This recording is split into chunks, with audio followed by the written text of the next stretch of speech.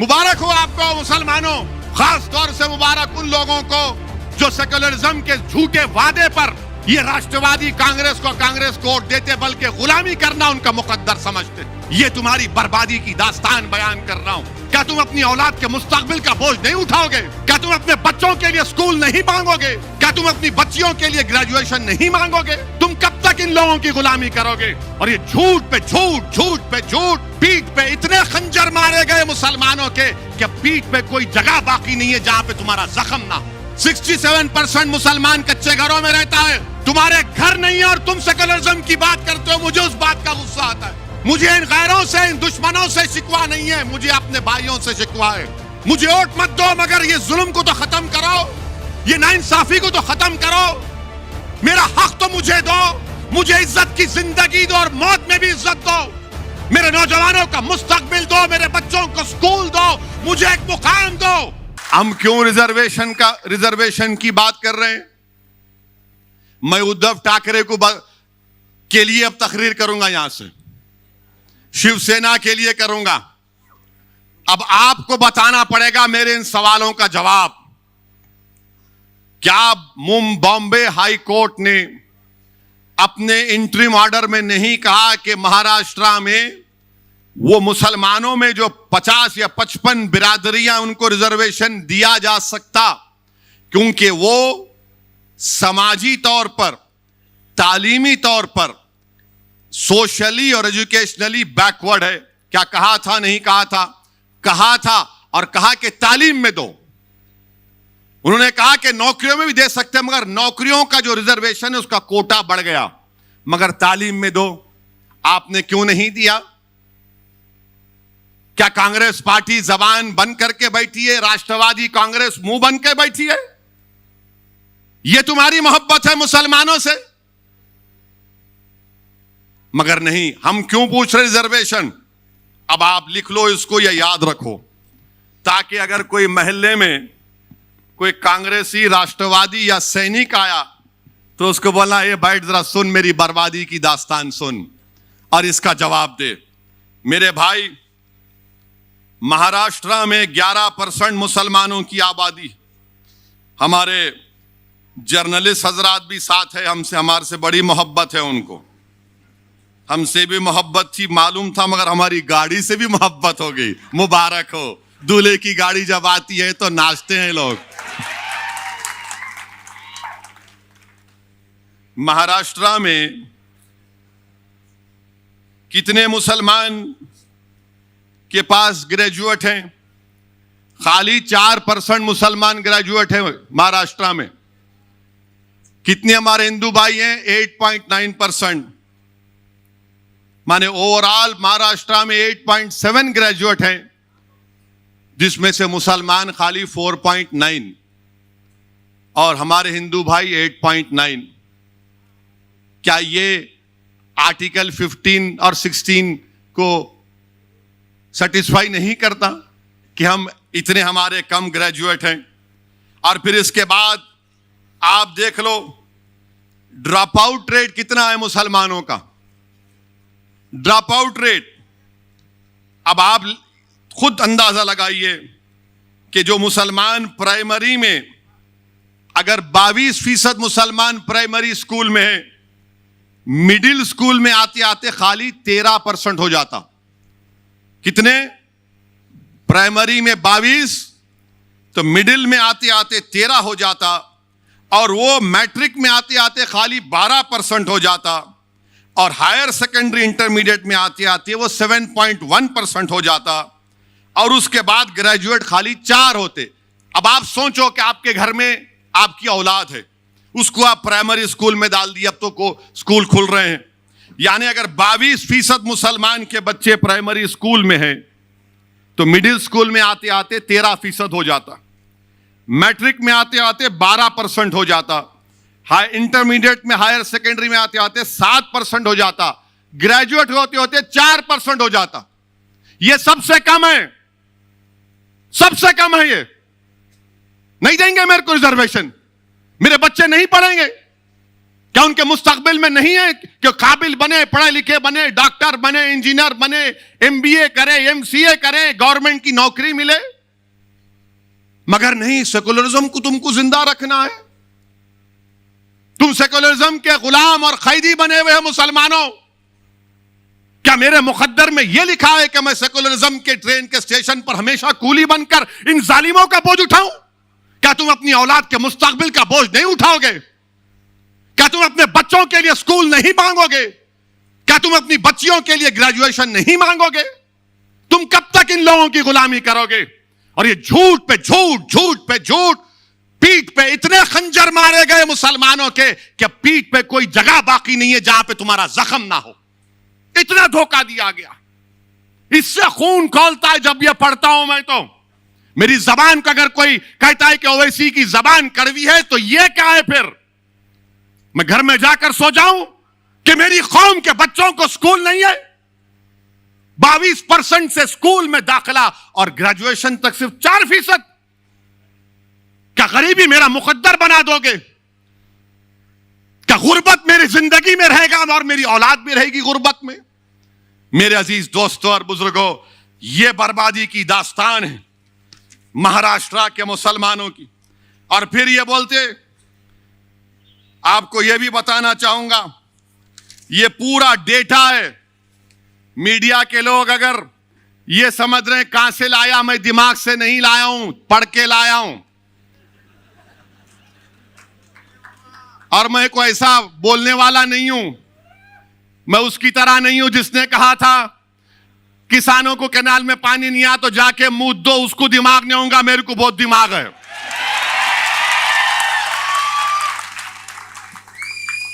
अब आप सुनो, पूरे महाराष्ट्र में कितनी जमीनें, एग्रीकल्चर लैंड कितनी है मुसलमानों के पास रूरल एरिया में।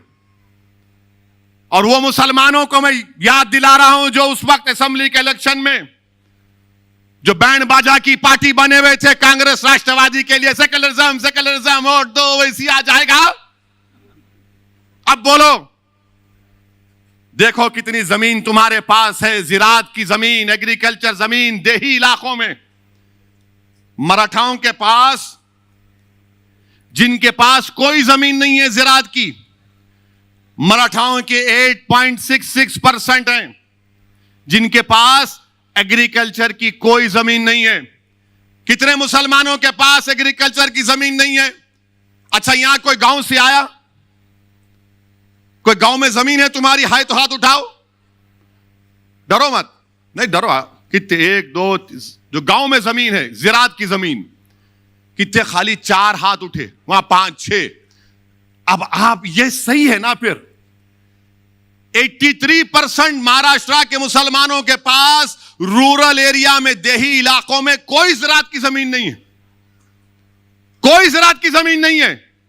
और हमारे मराठा भाइयों के पास 8.66% उनके पास जमीन नहीं है। अच्छा, 2.5 एकड़ जमीन हमारे मराठा भाइयों के पास कितना है? 62.74%। और मुसलमानों के पास 10%। मुबारक हो, सेकुलरिज्म जिंदा है अभी, मुबारक हो तुमको।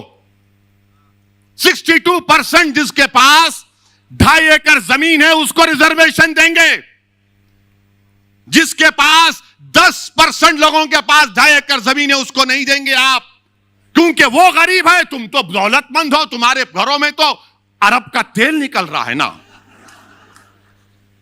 घर में चिराग जलाने के लिए तेल नहीं है और ये जालिम हमको रिजर्वेशन नहीं देंगे। और फिर जिसके पास 5 एकड़ जमीन है, हमारे मराठा भाइयों, 19% मराठा भाइयों के पास 5 एकड़ एग्रीकल्चर रूरल एरिया में लैंड है। मुसलमानों के पास कितनी, 5 एकड़ जमीन कितने लोगों के पास है महाराष्ट्र में? खाली 4.60%। 10 एकड़ 6% मराठाओं के पास है, मुसलमानों के पास कितने? 1.20। और फिर 10 एकड़ के ऊपर कितने मराठाओं के पास जमीन है? 2.70। मुसलमानों के पास 1% भी 10 एकड़ के ऊपर जमीन नहीं है। मुबारक हो आपको मुसलमानों, खास तौर से मुबारक उन लोगों को जो सेक्युलरिज्म के झूठे वादे पर ये राष्ट्रवादी कांग्रेस को वोट देते बल्कि गुलामी करना उनका मुकद्दर समझते। ये तुम्हारी बर्बादी की दास्तान बयान कर रहा हूं। और फिर इसके बाद आप जाइए, आपकी आमदनी कितनी है मालूम आपको? ये कमेटी बता रही है, कमेटी कह रही है कि सालाना 25,200 जो मुसलमानों की आमदनी है वो सिर्फ 20% है। सालाना 25,200 रुपये, यानी जो 1,200 रुपये महीने कमाता वो महाराष्ट्र में 25% मुसलमान है।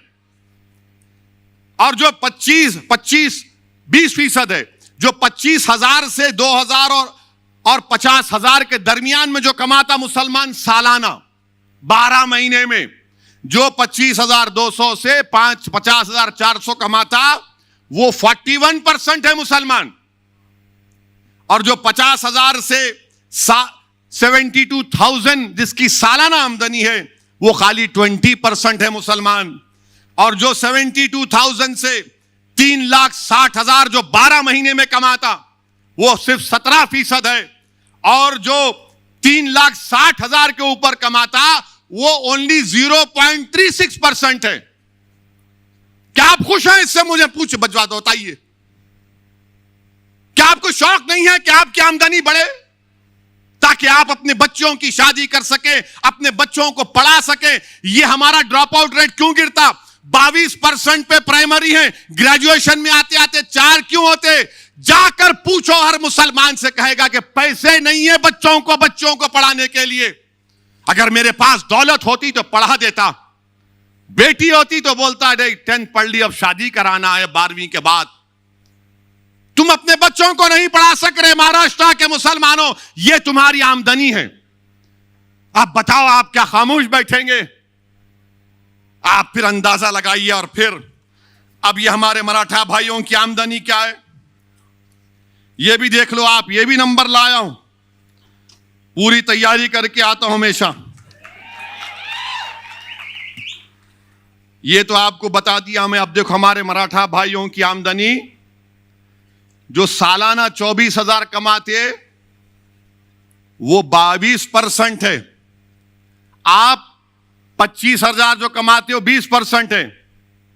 और फिर जो हमारे मराठा भाई 24,000 से 50,000 कमाते वो भी 22% है। 50,000 से 1 लाख जो कमाते सालाना 19% है। जो 1 लाख से 4 लाख कमाते वो 8% है। और जो 4 लाख के ऊपर कमाते वो 0.46% है। चलो देख लो दोनों कौन नीचे है, इसका भी कोई जिक्र नहीं करेंगे। अच्छा, फिर एक और आपकी बर्बादी की दास्तान। मुसलमानों को अगर बैंक से लोन लेना है, बैंक से लोन मिलना है तो हमको नहीं मिलता, चप्पल घस जाती है हमारी। मिलिया इस नहीं तेरे को, मुबारक। अब किसको वोट देता तू? फिर सेक्युलरिज्म के नाम पे जाता उधर, जाएंगे आप फिर उधर। कितनों को वोट? आप देखो, आप 40% मराठा भाइयों को बैंक से लोन मिलता, मुसलमानों को बैंक कोऑपरेटिव मिला के खाली 5%। वहां 40%, यहां 5%। कोऑपरेटिव सोसाइटियों में 40% मराठा भाइयों को लोन मिलता, मदद मिलती। हमारे पास क्रेडिट सोसाइटी में 2.6। मुबारक हो वो गुलामों को, मुबारकबाद दे रहा हूं जो राष्ट्रवादी कांग्रेस और कांग्रेस का भजन मंडली का काम करते हैं। प्राइवेट मनी लेंडर्स, यानी ये जो प्राइवेट मनी देते, खून चूसते, वो 14% मराठा भाइयों को लोन देते और मुसलमानों को 4%। अच्छा, दोस्त अहबाब जो मराठा भाइयों को मदद करते हो 2% और मुसलमानों में 17%। ये डेटा है। आप अभी बताओ आप क्या करेंगे अब आप? इसीलिए मजलिस इत्तेहादुल मुस्लिमीन ने तय किया कि रिजर्वेशन मुसलमान के लिए जरूरी है महाराष्ट्र के। अच्छा, गुर्बत कितनी है? पॉवर्टी पूरे महाराष्ट्र में रूरल एरिया में 28% मुसलमानों में, देही इलाकों में, शहरी इलाके अर्बन इलाके में 15.6। हमारे हिंदू भाइयों में पॉवर्टी रूरल देही इलाकों में 23.8 और अर्बन इलाकों में 6.9। यहां पर भी हम पीछे हैं ना। नहीं दोगे रिजर्वेशन, किसको देगो फिर? ये हमारा ये रिकॉर्ड आपके सामने इसलिए रख रहा हूं। अब आप सुन लो और एक बर्बादी की दास्तान। मुसलमान जो कच्चे घरों में रहता है वो 67% है महाराष्ट्र में। 67% मुसलमान कच्चे घरों में रहता है। तुम्हारे घर नहीं है और तुम सेकुलरिज्म की बात करते हो। मुझे उस बात का गुस्सा आता है। मुझे इन गैरों से, इन दुश्मनों से शिकवा नहीं है, मुझे अपने भाइयों से शिकवा है। मुझे वोट मत दो मगर ये जुल्म को तो खत्म करो, ये नाइंसाफी को तो खत्म करो। मेरा हक तो मुझे दो, मुझे इज्जत की जिंदगी दो और मौत में भी इज्जत दो। मेरे नौजवानों का मुस्तकबिल दो, मेरे बच्चों को स्कूल दो, मुझे एक मुकाम दो। मैं आसमान से तारे तोड़ने के लाने की बात नहीं कर रहा हूं। यह सब क्या है फिर? मैं कब तक इन घरों में रहूंगा? और आपके पास पक्का घर कितने मुसलमानों के पास? 31%। 31%। और उस घर का भी देख लो मामला क्या है। जो घर बोल रहे थे मुसलमानों के पास 31% घर है। अब आपसे एक सवाल करूंगा और हमारे मीडिया वाले इसका जवाब सुन लेंगे। क्या मुसलमानों के एक घर में 3 लोग नहीं, 3-4 लोग नहीं सोते? कम से कम 3 लोग तो सोते हैं कमरे में, इस्तेमाल करते।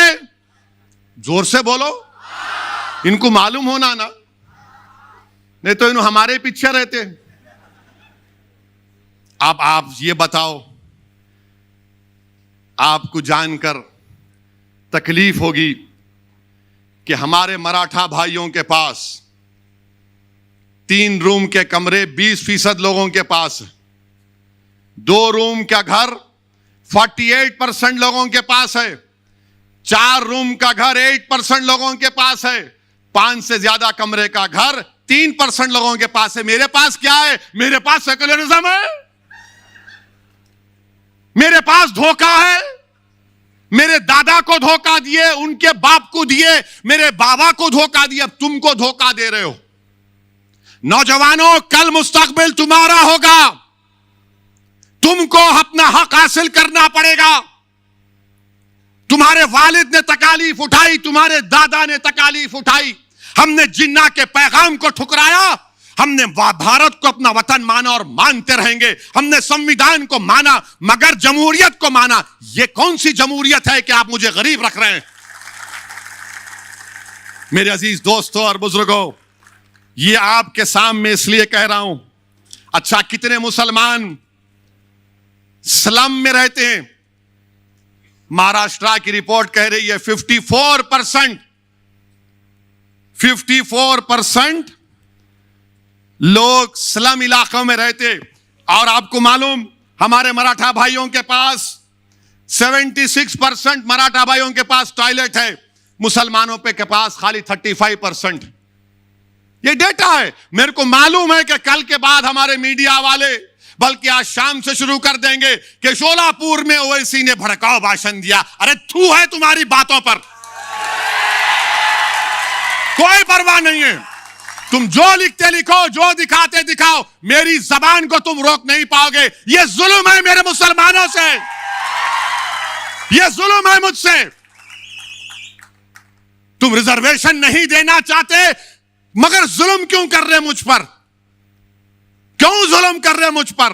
और आपको मालूम, मेरे अजीज दोस्तों और बुजुर्गों, आपके सामने हर चीज को खोल खोल कर बयान कर दिया हूं। अब आप देखो, क्या एक मुसलमान आईएएस अफसर है महाराष्ट्र में? वो एक है, उन्हें बोल रहा मैं नहीं हूं, मैं हिंदू हूं बोल रहा हूं उन्हें। अल्लाह को मालूम उन्हें क्या है। I don't know.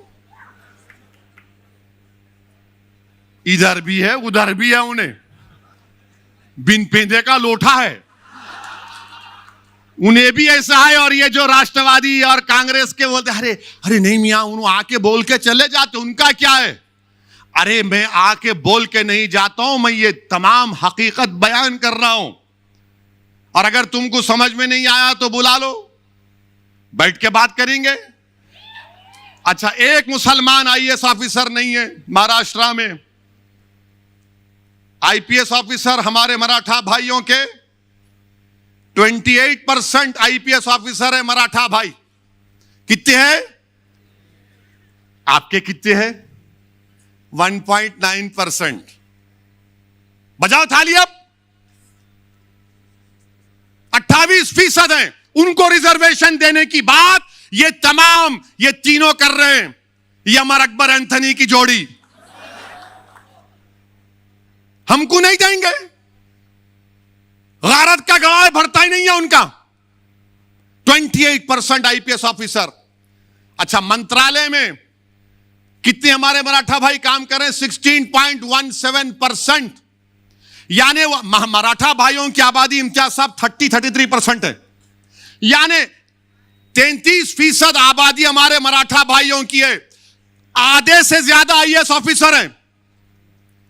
28%, 33% population, 28% IPS officer. IFS कितने हैं मालूम आपको? 18% है हमारे मराठा भाइयों के। आपके कितने हैं? नो, जीरो हैं आप। मेरे अजीज दोस्तों और बुजुर्गों, ये नाइंसाफी की तमाम बातें मैंने आपके सामने रख दिया। अब आप कच्चा पीने का पानी भी ले लो। वैसे माशाल्लाह ये राष्ट्रवादी और ये कांग्रेस, शोलापुर में कितने 5 दिन में एक बार पानी, रोज पानी आता आपको? आता फारूक? 5 दिन में एक मर्तबा आता। हाँ,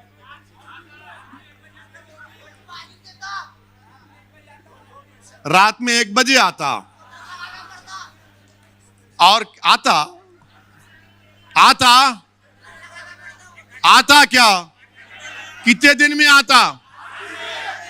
तो तुम दोबारा आने देंगे उनको बल्दिया इलेक्शन में? तुम आओगे इंशाअल्लाह ताला। जो पानी नहीं दिए, रिजर्वेशन नहीं दिए, वो घर में बैठेंगे इंशाअल्लाह ताला। यानी ये देखो, आप पानी का भी लिखा हुआ है डेटा। अब तुमको मैं मोटर लगा के जा रहा हूं, ये डेटा दे के खींच, अब दबा के मोटर लगा और खींच अपना रिजर्वेशन। अब तुमको मोटर का काम करना है। अब तुम खामोश नहीं बैठोगे, लगाओगे मोटर। राष्ट्रवादी, कांग्रेस, बीजेपी, शिवसेना मोटर, ये देख खींच। ये काम करना है आपको। आपको मालूम कितना पानी मिलता? मराठा भाइयों के घर में 35% पानी का कनेक्शन। आपके पास, मुसलमानों के पास, यानी पब्लिक टैप, पब्लिक सब मिला के कितना है बोलू? Public water tap 46%। अपने पास खाली हैंड पंप। बोरवेल 16% मराठा भाइयों को, यहां पे खाली 4%। आप बताओ मेरे भाई, आप बताइए फिर। अब आप, इसीलिए मजलिस ने इन तमाम बातों को महसूस किया और हमने यह फैसला लिया कि अब और इस पर इंतजार नहीं किया जा सकता। हमको मुसलमानों के जो 50 बरादरियां हैं, जिनको हाई कोर्ट ने कहा कि इनको रिजर्वेशन मिल सकता है, मिलेगा। मराठा भाइयों को सुप्रीम कोर्ट ने भी कह दिया कि इनका डेटा एम्पिरिकल डेटा नहीं है, इनका बैकवर्डनेस का, सोशल एजुकेशनल बैकवर्डनेस का। आप देना है, दो आप, हम रोक नहीं रहे। मगर इंसाफ किससे होगा? इंसाफ ताकतवर से होगा या मजलूम से होगा? इंसाफ किससे होगा बताओ? इंसाफ ताकतवर से होगा, मजलूम से होगा? इंसाफ ताकतवर से होगा या कमजोर से होगा? इंसाफ तो कमजोर से होना चाहिए ना। इंसाफ तो मजलूम से होना चाहिए। ताकतवर को और ताकतवर करना ये इक्वालिटी नहीं है। कमजोर को ताकतवर के मुकाम पर लाना ये इक्वालिटी है, जिसका भारत की संविधान में बाबा साहिब अंबेडकर ने आर्टिकल फंडामेंटल राइट उसको बना दिया, राइट टू इक्वालिटी को। हम तो वही पूछ रहे हैं मेरे अजीज दोस्तों और बुजुर्गों।